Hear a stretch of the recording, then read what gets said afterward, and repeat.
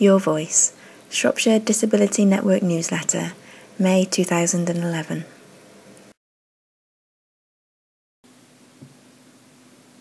First pill to treat MS, now available in UK. A new drug for multiple sclerosis that is twice as effective as the current standard treatment is now available in the UK. Fingolimod is also known by its brand name, Gilenya, is the first pill available to treat MS. It has been licensed by the European Medicines Watchdog to treat patients with relapsing remitting MS who have failed to respond to injections of beta interferon.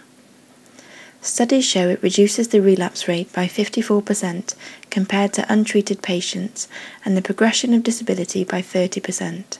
It is twice as effective as beta interferon. Dr. Ellie Silber, consultant neurologist at King's College Hospital in London, said, "This has the potential to be one of the most significant advances since the first-line therapies arrived over a decade ago." Fingolimod is not just the first oral treatment, which is an innovation in itself, but provides a new option for people with more active disease. MS is the most common neurological condition affecting young adults. An estimated 100,000 people in the UK have it, and some 80% have relapsing remitting form. The Medicines Watchdog, NICE, National Institute for Health and Clinical Excellence, will not give its verdict on the cost-effectiveness of the treatment until later this year. For the time being, neurologists will have to make a special case for funding to treat individual patients. This has been taken from Sky News on the 26th of April. News Roundup. Living Beyond Dementia. The Housing and Dementia Research Consortium has launched the Living Beyond Dementia Guide in response to the government's dementia strategy. It is a step towards providing the information needed to guide policy, encourage good practice, and increase the understanding of dementia amongst families, staff, and care providers. The guide can be downloaded from the consortium's website, www.housingdementiaresearch.wordpress.com/publications, or from the Housing 21 website at www.housing21.co.uk/corporate-information/housing-21-dementia voice/research. This has been taken from the Care and Dementia Digest, Issue 8. Benefits Check. Are you getting all the benefits you're entitled to? If you want a full benefit check, you can contact local agencies such as the Citizens Advice Bureau or use the Turn to Us website Benefit Checker. This checker enables you to do as many calculations as you want to see the effect of your changed circumstances. Turn to Us exists to help people access the money available to them through benefits, grants, and other financial help. It's free and accessible at www.turntous.org.uk. Excellent Alison. Free online training, particularly to do with work skills, is available from Camden Council in London. One programme called Alison offers several high-quality accredited courses ranging from languages and personal development to business and IT. This really is something from which many people can benefit. Go to www.alison.com/sign-up=1 &ref=724489. Progress Transition. The unique Progress Transition event will be held in Solihull on the 24th of May, reports the Parent and Carer Council newsletter.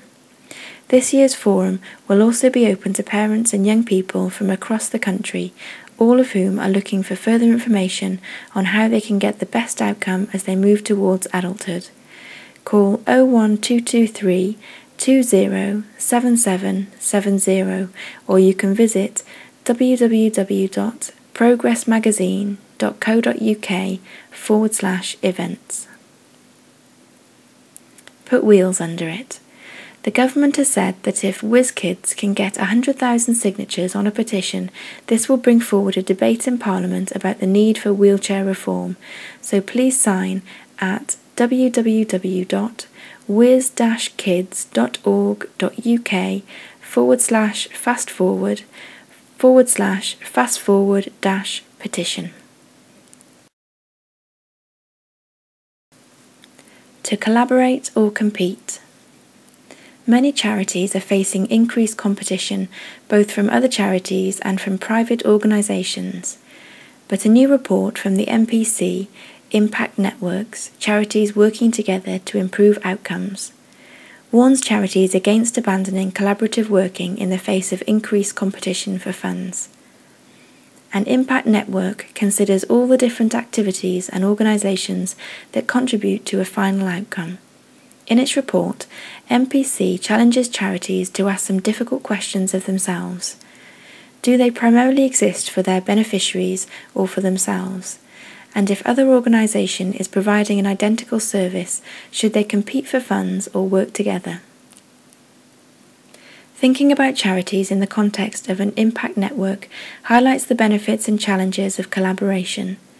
Charities can see where they can afford to scale back and where they should continue to provide services, and funders can see any ripple effects that arise from cutting funding to a particular organisation.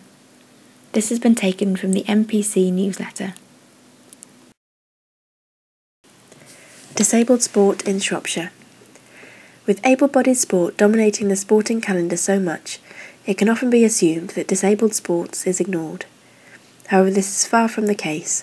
The Paralympics directly follow the Olympics, even though it doesn't receive the same attention, and the wheelchair section of the London Marathon is as much as part of it as the main men's and women's races.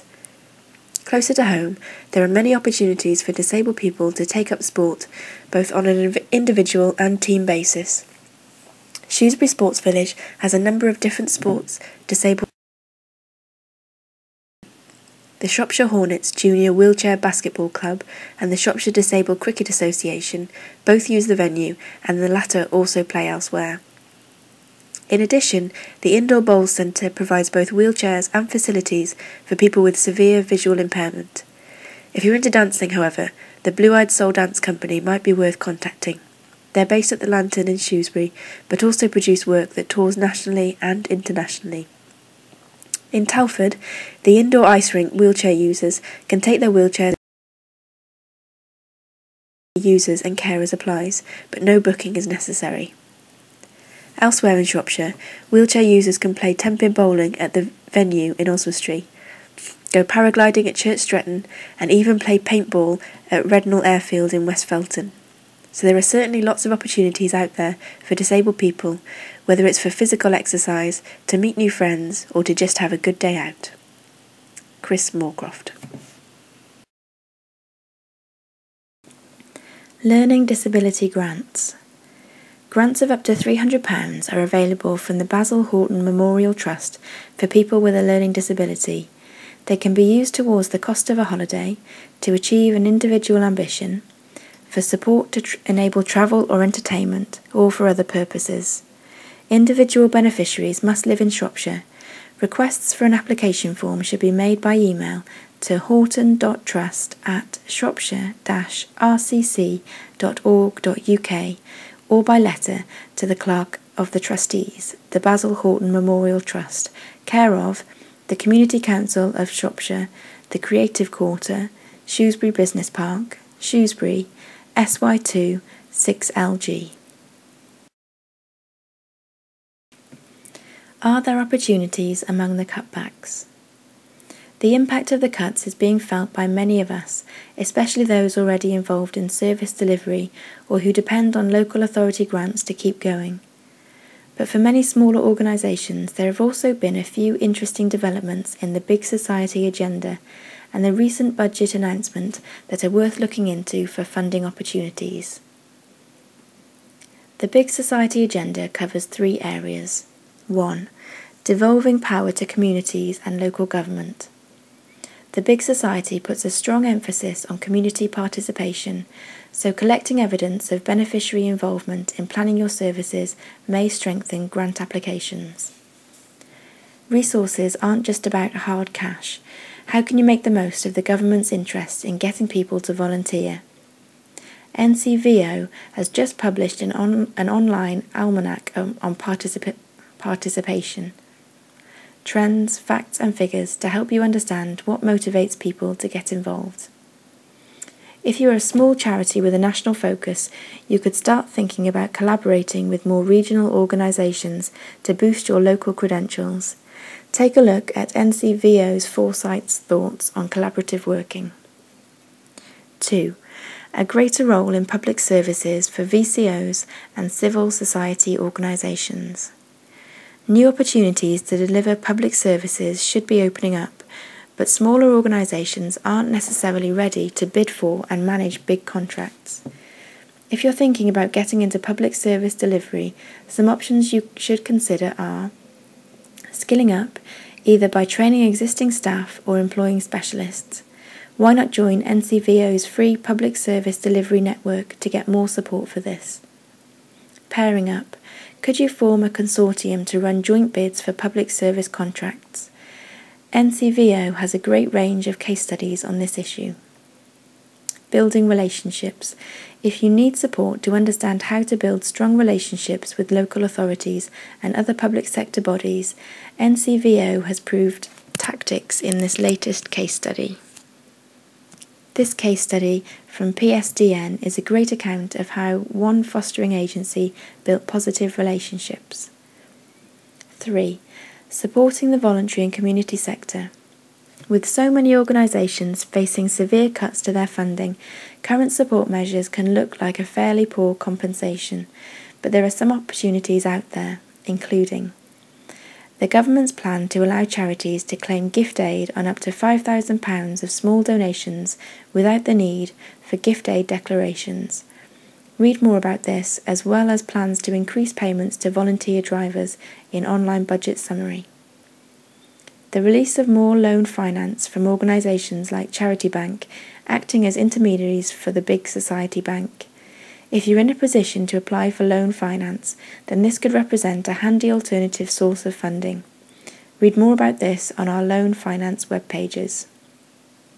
The launch of the Big Society Awards. Okay, so this isn't actually a cash prize, but getting this kind of recognition could help boost your grant applications.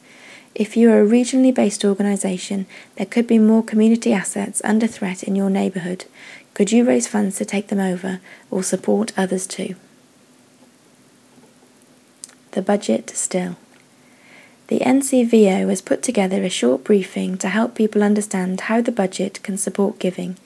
This includes updates on plans for gift aid, payments for volunteer drivers, community investment tax relief and payroll giving. Rays of Hope include a better deal for gift aid on donations up to £5,000 and a tax incentive for people who leave over 10% of their estate to charity. Third Sector has also put out a good summary and analysis of the main implications of the budget. If you want to know more about gift aid in particular, take a look at the analysis by the NCVO's Sustainable Funding Officer of how changes to gift aid rules could increase uptake in the scheme. This has been taken from the March Bulletin of the National Council for Voluntary Organisations.